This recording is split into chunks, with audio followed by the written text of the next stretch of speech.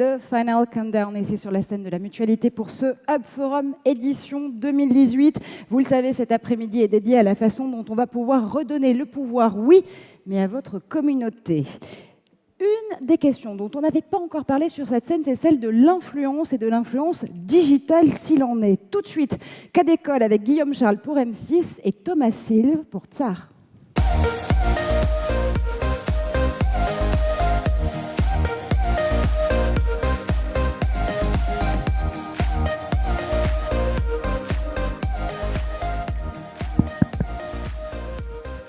Micro en main, je vous propose de vous asseoir en effet sur ces très jolis canapés parce qu'on va se parler d'influence, oui, mais parce que justement, le groupe M6 a annoncé une prise de participation majoritaire chez Tsar, c'était il y a quelques semaines seulement. Guillaume, pourquoi il y avait cette envie de se renforcer principalement sur ce segment-là pour le groupe ? Bien, bonjour à tous. D'abord, on est très heureux parce qu'il y a du monde. On avait peur en passant après la dernière pause qu'il n'y ait personne dans la salle. Mais il y a toujours du monde. C'est parfait. Ouais. Merci à tous. Alors pourquoi le groupe M6 s'est diversifié, je dirais, en rachetant la très belle société de Thomas. Nous, on a une tradition chez M6, c'est, vous le voyez à la télévision, d'utiliser pour le compte des annonceurs et des marques nos talents. On l'a fait avec les talents de télévision, on le fait dans la radio avec de l'infiltration. Et on le faisait beaucoup avec Golden Network aussi. Mais je dirais, on utilisait les talents issus de nos médias. Et on se rend compte qu'il y a une fragmentation, j'ai envie de dire, des talents. Maintenant, il y a des talents qui émergent un peu partout, dans toutes sortes de communautés. Donc on s'est dit, les talents ne viendront peut-être pas nécessairement de nos médias. À nous de trouver les moyens de les identifier et de bien les utiliser. C'est ce que fait très bien Thomas et ses équipes, quoi. Alors, j'imagine que Thomas le fait très bien, mais concrètement, Tsar, en quelques mots, c'est quoi ? Bonjour à tous, tout d'abord. Ravi d'être ici. Tsar, c'est une agence studio spécialisée dans le marketing d'influence qui s'appuie sur un réseau d'influenceurs international et sa plateforme sociadict.com. Sauf que des influenceurs, il y en a beaucoup sur le marché. Comment est-ce que Tsar fait justement pour rester leader d'influence ? Comment est-ce que vous faites pour les repérer, pour faire de la curation sur ces influenceurs qui sont très divers, qui viennent d'univers très différents ? Alors, on a effectivement plusieurs points de différenciation avec les autres acteurs du marché. Je dirais que tout d'abord, on est les pionniers, légitimes. Je vais y revenir, mais on fête nos 10 ans cette année. Ensuite, Happy birthday. Merci beaucoup. On a une approche extrêmement complète et qualitative de l'influence et un souci héroïste permanent. Sur le fait qu'on soit effectivement des ancêtres dans un univers dont on entend vraiment de plus en plus parler ces 4-5 dernières années. Nous, on a commencé très en amont avec les premiers blogueurs, avec ce qu'on appelait à l'époque des KOL, des Key Opinion Leaders. Aujourd'hui, ils sont tous nommés influenceurs. Donc, on a commencé très tôt à les identifier, à avoir effectivement une approche extrêmement large de l'influence, ce qui m'amène effectivement à expliquer que notre vision depuis toujours, elle est Brain Tech, c'est-à-dire à la fois d'avoir cette casquette d'agence au service de nos clients avec une palette de services très développée et une approche plus technologique avec notre plateforme qui nous permet d'optimiser notre performance et de scaler notre impact un peu partout dans le monde.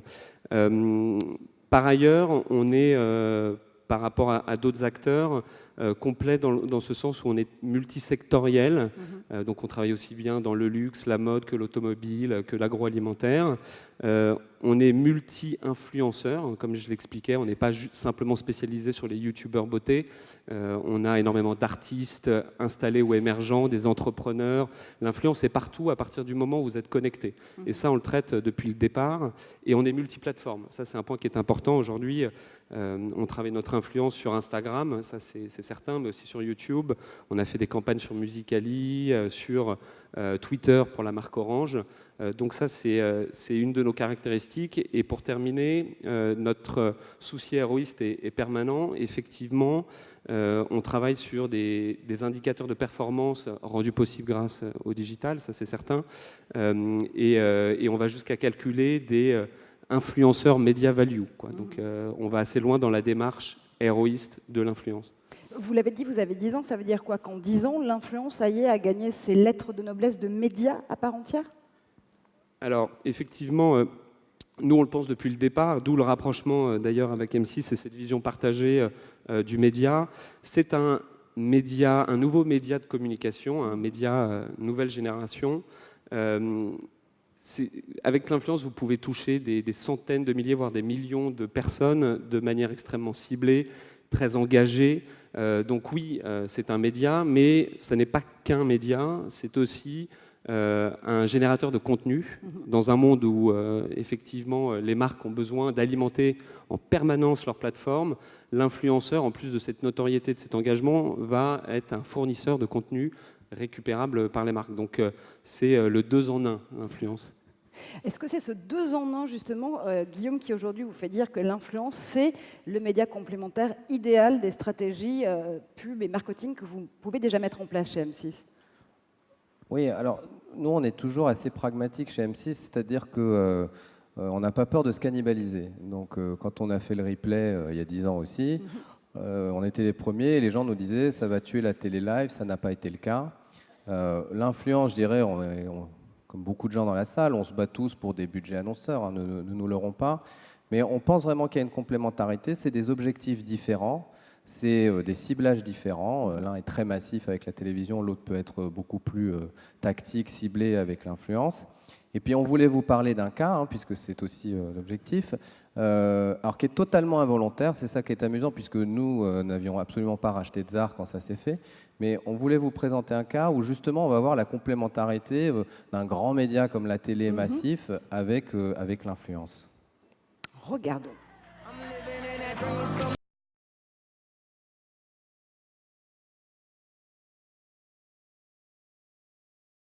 Cactus et sa nouvelle eau de toilette Aqua. Parfum pour homme de Paco Rabanne. Voilà, donc normalement, toute la salle a vu cette publicité au moins une fois, puisque le taux de couverture en télévision, vous le voyez à l'écran, était de 99,5%. Donc en effet, tous les Français, c'est passé sur M6, mais sur d'autres chaînes aussi, ont vu cette publicité. Tout le monde reconnaît ce beau jeune homme, on l'a tous vu, on reconnaît la musique. Et ce qui est intéressant, c'est que la télévision a raconté une première histoire avec ce spot. Et vous allez voir que Thomas et ses équipes, finalement, ont mis en scène cette histoire. Et vous allez bien voir la complémentarité entre les deux médias.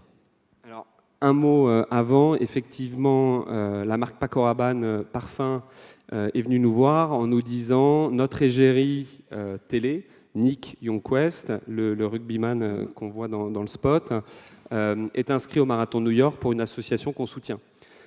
Comment est-ce qu'avec de l'influence, vous pouvez amplifier cette actualité à travers le monde? Donc on a beaucoup réfléchi, on a fait travailler notre agence et notre studio sur un concept d'activation d'un casting sur mesure en lien avec cette actualité afin de l'amplifier. Et pour pas spoiler le cas qu'on va vous présenter, on a monté toute une team d'influenceurs Paco Rabanne, donc en affinité avec la marque, plutôt six-packs et sportifs, pour... Étrangement. Ouais, pour soutenir Nick et l'accompagner l'année suivante. Voilà, et ça donne un cas en image qu'on a appelé Run Invictus.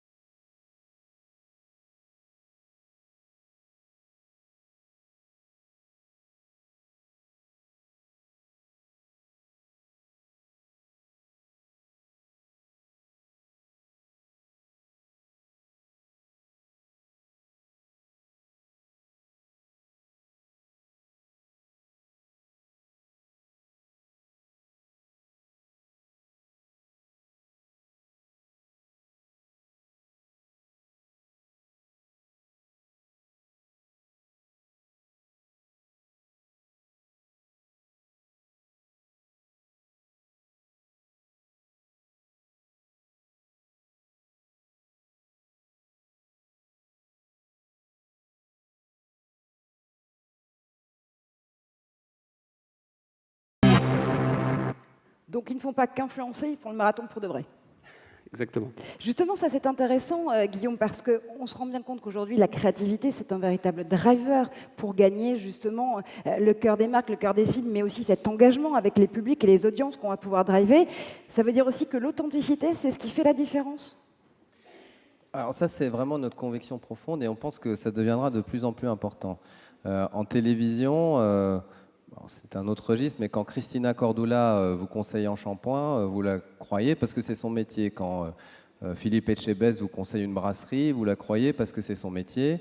Et quand Stéphane Plaza Immobilier, elle vous donne un conseil dans l'immobilier, bon, vous le croyez peut-être pas parce que c'est un agent immobilier. Mais en tout cas, il y a une vraie confiance qui doit s'instaurer. Et je pense, nous sommes persuadés que sur les communications sociales, c'est la même chose. C'est important pour la marque, pour ne pas dénaturer évidemment sa propre image. C'est important, et on leur dit souvent, pour l'influenceur, parce que s'ils en font trop, qui endorsent plein de marques, ils vont perdre en crédibilité, ils vont perdre leur communauté. Et nous, par exemple, sur cette campagne Invictus, on ne peut pas faire semblant de faire le marathon. Ceux qui l'ont fait, vous le savez tous, à la fin, on n'est pas beau quand on arrive, parce que ça a été très dur. Donc, il faut cette authenticité dans les créativités.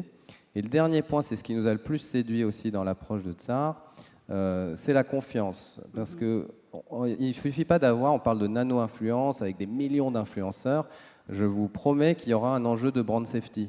Quand vous envoyez des produits à des millions d'influenceurs en masse, vous ne saurez pas toujours, on le voit avec tous les problèmes qu'il peut y avoir sur certaines plateformes de vidéos, il y a un enjeu de brand safety. Donc nous, on préférait quelqu'un qui a 15 000 influenceurs qui connaissent parfaitement, avec qui c'est contractualisé, plutôt que des solutions beaucoup plus massives où la trust sera peut-être un peu moins forte.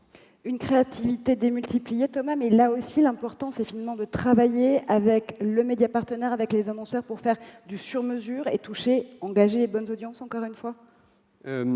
Tout à fait, c'est vraiment un travail collaboratif et agile qu'on met en place avec nos annonceurs et les influenceurs. Nous, on est là pour coordonner, insuffler, à certains moments réaliser et produire, mais ces gens-là sont une source de créativité énorme. Il convient de la respecter, il convient effectivement d'avoir une approche personnalisée et pas trop push pour éviter tous ces écueils dont parle Guillaume. Donc oui, c'est un travail sur mesure. La difficulté, c'est comment est-ce que justement je fais un travail sur mesure d'échelle. Voilà. C'est d'où le fait d'avoir également une plateforme pour optimiser nos castings, notre performance, notre gestion, tout en ayant effectivement une approche sur mesure. Merci infiniment, messieurs, pour ce retour d'expérience. Je pense que vous pouvez les applaudir. Merci. Merci à tous.